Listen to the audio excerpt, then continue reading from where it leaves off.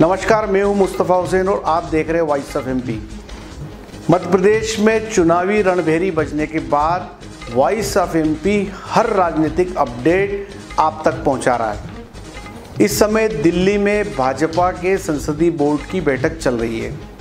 इसी दौरान इस संसदीय क्षेत्र में टिकटों को लेकर घमासान मचा हुआ है, ख़ास तौर पे बीजेपी में।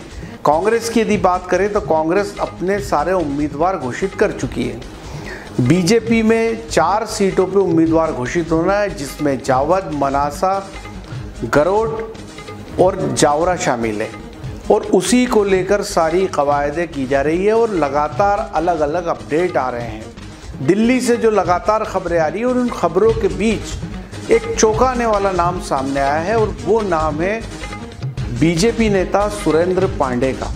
सुरेंद्र पांडे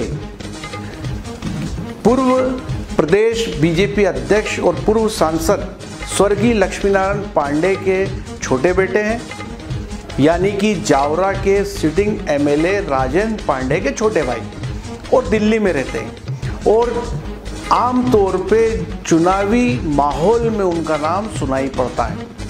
इस समय भी जब विधानसभा चुनाव को लेकर, टिकटों को लेकर बीजेपी में घमासान मचा हुआ है, तो एक बार फिर बीजेपी नेता सुरेंद्र पांडे का नाम सुर्खियों में आता हुआ दिखाई दे रहा है। और जो खबरें वॉइस ऑफ एमपी के पास आ रही है वो ये आ रही है कि दिल्ली के अंदर जो संसदीय बोर्ड की बैठक चल रही है, दिल्ली में जो टिकटों के लिए जो बैठक चल रही है, उसमें उसके बाहर से सुरेंद्र पांडे मैनेजमेंट करते हुए दिखाई दे रहे हैं। ख़ास तौर पे यदि बात की जाए तो नीमच से दिलीप परिहार को लेकर, मनासा में माधव मारू को लेकर और जावरा में राजेंद्र पांडे को लेकर।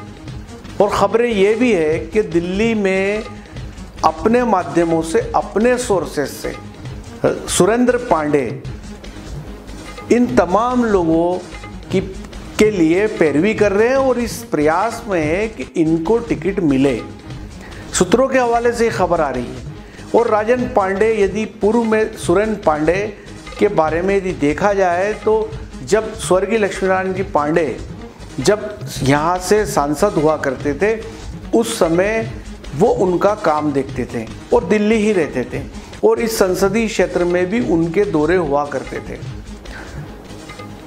लक्ष्मीनारायण जी पांडे के निधन के बाद सुरेंद्र पांडे का इस संसदीय क्षेत्र में आना जाना कम हो गया या ना के बराबर हो गया और अब उनका जब चुनाव आते हैं तब उनका नाम सुर्खियों में आ जाता है।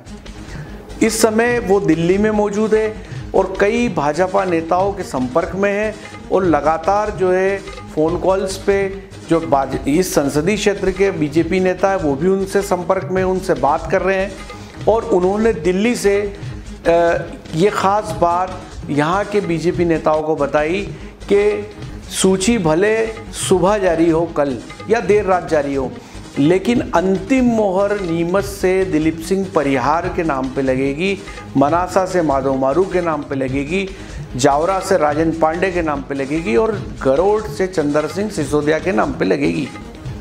सुरेंद्र पांडे की दिल्ली से दी हुई इस खबर के बाद जो खबर हमारे पास है वो ये है कि माधव मारू मनासा से पैदल भादवा माता जी माथा टेकने निकल चुके हैं। अपने 15-20 कार्यकर्ताओं सहयोगियों के साथ माधव मारू मनासा से भादवा माता पैदल यात्रा करते हुए निकल गए हैं। वो माता जी के दरबार में पहुंचकर वो मत्था टेकेंगे।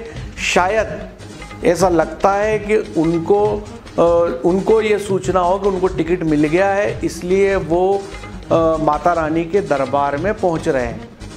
तो एक बार फिर इस विधानसभा चुनाव के इस घमासान के बीच सुरेंद्र पांडे सुर्खियों में आते हुए दिखाई दे रहे हैं और ख़बरें ये भी हैं कि नीमच, मनासा, जावरा और गरोट सीट पर सुरेंद्र पांडे प्रचार के लिए भी आएंगे और अपने जो उम्मीदवार है पार्टी के, जिनकी वो पैरवी भोपाल में बैठ के कर रहे हैं, उनके लिए वोट भी मांगेंगे।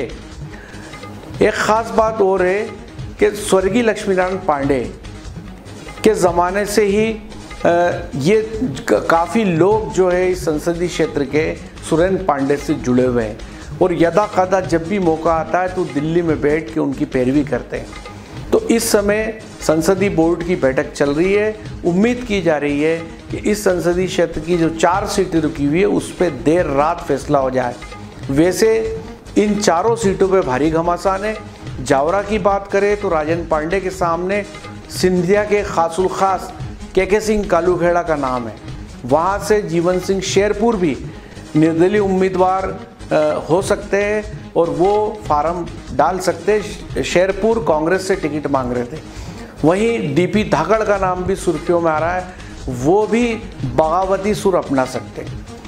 गरोट की बात करें तो वहाँ से सिंधिया के ही खास समर्थक मुकेश काला टिकट चाह रहे थे और अब वहाँ से चंद्र सिंह सिसोदिया का नाम सामने आ रहा है।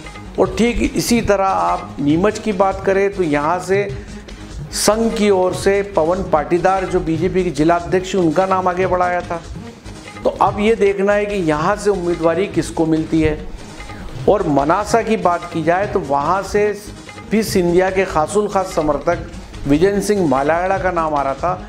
साथ ही पूर्व कैबिनेट मंत्री कैलाश चावला का नाम भी सुर्खियों में रहा और किसान नेता बंशीलाल गुर्जर का नाम भी आया। तो ये तमाम लोगों में से इन तमाम लोगों के नाम भी पैनल में हैं। लेकिन अभी दिल्ली के गलियारों से जो खबरें सुरेंद्र पांडे ने दी है उनका ये कहना है कि मनासा से माधव मारू, नीमच से दिलीप सिंह परियार, गरोट से चंद्र सिंह सिसोदिया और जावरा से राजेंद्र पांडे के नाम पर मोहर लगनी तय है। अब इन बातों में कितनी सच्चाई है इसका पता जब देर रात सूची आएगी उसके बाद चलेगा। और एक और आपसे खास निवेदन है कि 17 नवंबर को मतदान ज़रूर करें, ये हमारा राष्ट्रीय कर्तव्य है। ये था अब तक का अपडेट। ऐसे ही हर अपडेट के लिए बने रहें हमारे साथ। जय हिंद, जय भारत।